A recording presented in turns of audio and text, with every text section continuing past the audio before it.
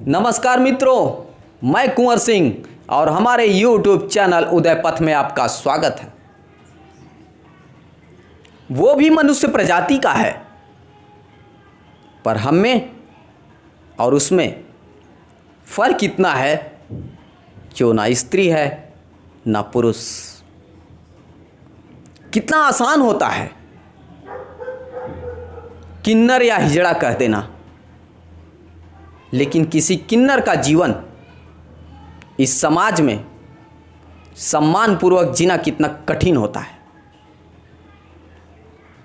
अगर पुराणों की बात की जाए तो भगवान शिव के द्वारा इन किन्नरों की उत्पत्ति मानी जाती है। ये भगवान शिव की भी पूजा करते हैं।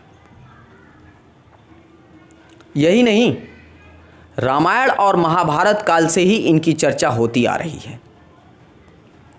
महाभारत में स्वयं अर्जुन को भी 1 साल तक किन्नर बनकर रहना पड़ा था और गंगा पुत्र भीष्म पितामह की मृत्यु की वजह, उनके वध का कारण यही किन्नर बना। मुगल काल में भी इनकी दशा बहुत अच्छी थी, दयनीय नहीं थी, बहुत अच्छी दशा थी इनकी। इन्हें महलों में रानियों और शहजादियों के सुरक्षा कर्मी के रूप में रखा जाता था। कुछ ताकतवर थे और कुछ किन्नर तो पर्सनल गुप्तचर के रूप में भी काम करते थे। यही नहीं, मुगल काल में इन्हें प्रशासनिक कार्यों में भी काम दिया जाता था। इनका योगदान था प्रशासनिक कार्यों में भी। लेकिन इनकी दयनीय दशा ब्रिटिश शासन से शुरू हुई। ब्रिटिश हुकूमत में 1871 में इन लोगों को, या और भी कई जनजातियां हैं उनमें, क्रिमिनल ट्राइब्स के अंतर्गत रखा, मतलब आपराधिक जनजाति। उसी जनजाति की श्रेणी में किन्नरों को भी डाल दिया। इसके बाद ये धीरे धीरे समाज से अलग होने लगे। लोग इन्हें हास्यास्पद तरीके से या तिरस्कृत नज़र से देखने लगे, जबकि इनका उनमें कोई दोष नहीं था। ये तो नेचुरली पैदा हुए हैं। तो ये हमारी कमी थी, या हमारे समाज जिसकी भी कमी मानी जाए, लेकिन कमी मानी जाएगी।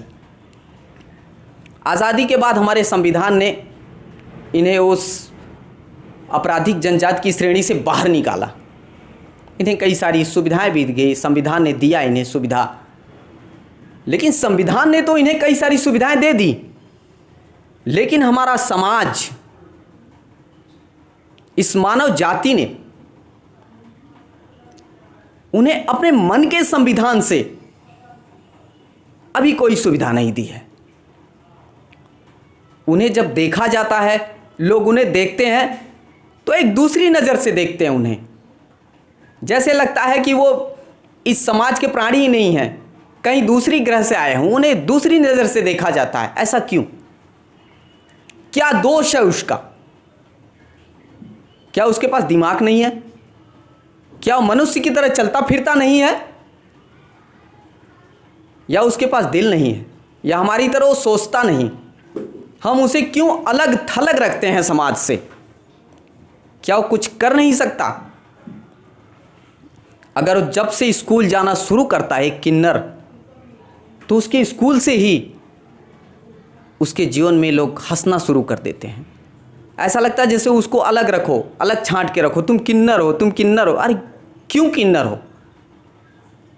सिर्फ एक शारीरिक विभिन्नता के नाते, लैंगिक विभिन्नता के नाते उसे समाज से अलग कर दिया जाए, उसे इस समाज में कुछ करके दिखाने का मौका नहीं दिया जाए। अब इस अपमान को झेलते हुए भी किन्नर एक खुशी की जिंदगी जीता है। वह लोगों की परवाह नहीं करता। हाँ, चलो माना कि ठीक है, किन्नरों को शुरू से ही नाच गाने या इस तौर पे देखा गया, आज से नहीं, युगों युगों से ही ये कराते हैं। लेकिन इस बदलते दौर में जब लोगों को अपने अपने अधिकारों का पता चल रहा है, लोग अपने अपने तरीके से देश की सेवा कर रहे हैं, तो क्या इन किन्नरों को अवसर नहीं मिलना चाहिए? आज किन्नर कुछ अच्छे पोस्ट पे भी हैं, राजनीति में भी अपने हाथ आजमा रहे हैं, लेकिन कुछ गिने चुने लोग,